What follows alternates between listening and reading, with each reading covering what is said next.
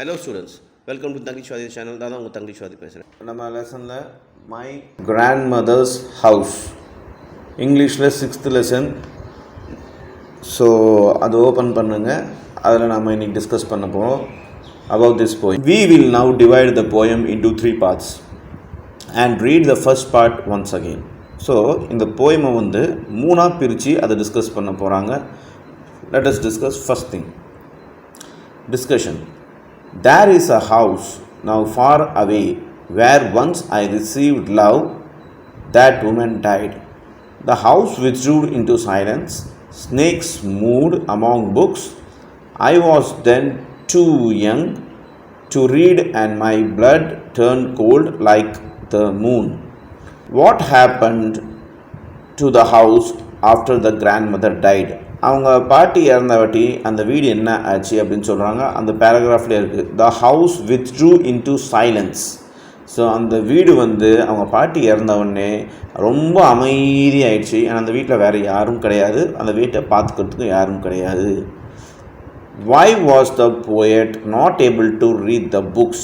Poet வந்து ஏன் அதுக்கப்புறம் புக்கை வந்து ரீட் பண்ண முடியல அப்படின்னாக்கா, அந்த வீடு ஒரு பாலடைஞ்ச வீடு ஆயிடுச்சு. அதில் ஸ்னேக்ஸ் எல்லாம் போயிட்டு அபாண்டன் ஆகிடுச்சு. அந்த வீடு வந்து அபாண்டன் ஆகிடுச்சு. அதனால் புக்ஸு படிக்க முடியலை. தென் discussion 2. Look at the expression, my blood turned cold like the moon. The poet is comparing the coldness of the blood with the moon. மூணு இந்த வார்த்தையை பாருங்கள், சென்டென்ஸை பாருங்கள். அவங்களோட பிளட்டு வந்து கோல்டு, ரொம்ப கோல்டு ஆகிடுச்சான். எது மாதிரினா நிலா மாதிரி. நிலா தான் இருக்கிறதுலே பார்த்தீங்கன்னாக்கா ஃப்ரோஸ்டு பிளானட்டுமாங்க. ரொம்ப குளிரப்பட்ட ஒரு பகுதி. அந்த அளவுக்கு இவங்களோட பிளட்டு வந்து கோல்டு ஆகிடுச்சாம்மா. கோல்டு ஆகிடுச்சுன்னா என்ன அர்த்தம்?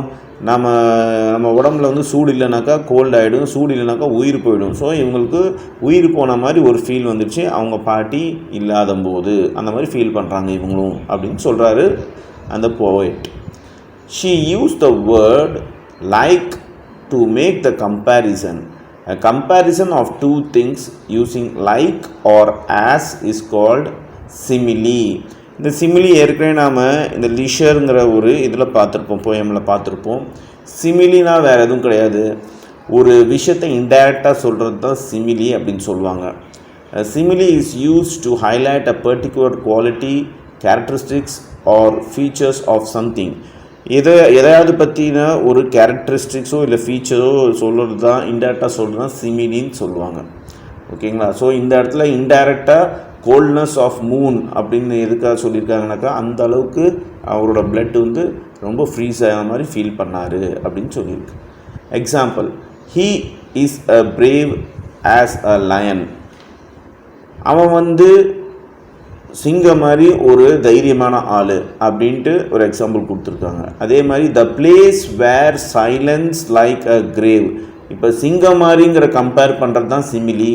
இந்த இடத்துல வந்து கிரேவ்னா மயானம், இறந்தவங்களை வந்து புதைக்கிற இடம் தான் கிரேவ். ஸோ அங்கே எப்பயுமே அமைதி தான் இருக்குமே தவிர சத்தமே இருக்காது. ஸோ அந்த அளவுக்கு சைலண்ட் ஆகிடுச்சு அந்த வீடு அப்படின்னு சொல்கிறாங்க. ஸோ இன்டைரக்டாக சொல்கிறது தான் சிமிலி. Now let us go on the next part of the poem. Read it once or twice and answer the question that follows. So second paragraph நாம இப்போ பார்க்க போகிறோம். How often I think of going there to peer through blind eyes of windows or just listen to the frozen air, or in wild despair pick an armful of darkness to bring it here to lie behind my bedroom door like a brooding dog. Discussion பார்க்கறதுக்கு முன்னாடி நம்ம வந்து meanings என்னென்னு பார்ப்போம். Left சைடில் meanings கொடுத்துருக்காங்க. Peer, PEER. பீர்னாக்கா look very carefully. ஒரு விஷயத்த ரொம்ப கேர்ஃபுல்லாக பார்க்குறதுக்கு பேர் தான் பீர். டெஸ்பயர், வித்தவுட் ஹோப், ஒரு நம்பிக்கை இல்லாமல் இருக்கிறது தான் டெஸ்பயர். ப்ரூடிங் அப்படின்னா திங்கிங், யோசிக்கிறது தான் திங்கிங். ஓகே, இப்போ நம்ம டிஸ்கஷனுக்குள்ளே போகிறோம். So complete the following. The poet wants to go back to the house.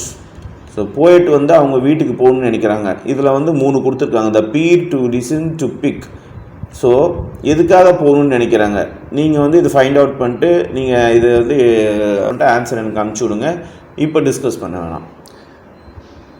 Look at the phrase blind eyes of Windows.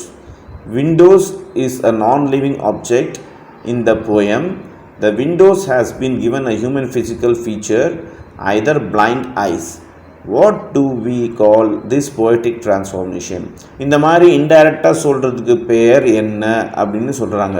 Blind eyes of windows. விண்டோஸ்க்கு வந்து கண்ணு தெரிய அந்த மாதிரி இன்டெரக்டாக சொல்லியிருக்காரு. ஸோ விண்டோஸ்க்கு முதல்ல உயிரே இல்லை, அப்போ கண்ணும் இருக்காது. பட் இந்த மாதிரி சொல்கிறதுக்கு பேர் என்னன்னு இப்போ தான் பார்த்தோம். அது வந்து லிஷருங்கிற போயம்லேயும் இதே மாதிரி நம்ம படிச்சிருக்கோம். தென் why are the eyes of windows described as blind? ஏன் விண்டோஸோட ஐஸ் வந்து பிளைண்டாக டிஸ்கிரைப் பண்ணியிருக்குன்னு கேட்குறாங்க. தென் why is the air in grandmother's house described as frozen? அவங்க கிராண்ட்மதர் பாட்டி வீட்டில் இருக்க காற்றெல்லாம் ஏன் ரொம்ப சில்லுன்ட்டு இருக்குது அப்படின்ட்டு ஆத்தர் சொல்லியிருக்காரு, தட் இஸ் போய்ட் சொல்லியிருக்காருன்னு கேட்குறாங்க. Pick out the correct alternatives in A and B. And armful of darkness means. armful of darkness தான் என்ன அப்படின்னு கேட்டிருக்காங்க. 3 சாய்ஸ் கொடுத்துருக்காங்க. நீங்கள் கரெக்டான ஆன்சர் போயம் பார்த்து எழுதணும். To lie behind my bedroom door like a brooding dog means. இந்த சென்டென்ஸ்க்கு என்ன அர்த்தம் அப்படின்ட்டு நீங்கள் கண்டுபிடிச்சி எழுதணும். Then discussion. Now we will read the third part of the poem and answer the questions that follows. You cannot believe, darling, can you, that I lived in such a house and was proud and loud. I who have lost my way and beg now at strangers' doors to receive love, at least in small change. Okay, let us discuss this. Which word tells you that the poet is talking to someone? What is she telling him or her? In last 3 lines of poem, the poet thinks of her as a beggar. What she is begging for? What does she means by small change? So இந்த இடத்துல பெக்கருங்கிறது யாரை குறிப்பிடுறாங்க, அவங்க வந்து என்ன பெக் பண்ணுறாங்க, என்ன பிச்சை கேட்குறாங்க, அவங்க அன்புக்காக ஏங்குறாங்க, அதுதான் அப்படி சொல்லியிருக்காங்க. இப்போ வந்து ஸ்ட்ரேஞ்சர்ஸ் கிட்ட எல்லாமே நான் வந்து சின்ன சின்ன எஃபெக்ஷனுக்காக லவ்க்காக ஏங்கிட்டு இருக்கேன், ஒரு ஸ்மால் சேஞ்சஸ்க்காக ஏங்கிட்டு இருக்கேன். அவங்க பாட்டி இருக்கும்போது அவங்க எனக்கு ஃபுல்லாக லவ் அண்ட் எஃபெக்ஷன் கொடுத்தாங்க, அந்த மாதிரி விஷயத்தை தான் இங்கே சொல்லியிருக்கேன். ஸோ அதுக்கப்புறம் you are having overall questions இருக்குது. ஸோ கீழே பார்த்தீங்கன்னாக்கா செக் யுவர் ஆன்சர்ஸ் இருக்குது. இன்டெக்ஸ் கொஸ்டின் 6.1 இருக்குது ஆன்சர். இன்டெக்ஸ் கொஸ்டின் 6.2 இருக்குது. ஸோ ரெஃபரிட் அப்புறம் எழுதுங்க. இப்போ ஓவரால் கொஸ்டின்ஸும் இருக்குது. Okay, right. ஸோ இப்போ இந்த போயம் இதோட முடியுது. இது கொஸ்டின் ஆன்சர்ஸ் இதோட முடியுது, லெசன் முடியுது. ஓகே ஸ்டூடெண்ட்ஸ், பாய். இந்த செஷனில் இவ்வளோ தான். நம்ம அடுத்த செஷனில் மீட் பண்ணலாம். All the best.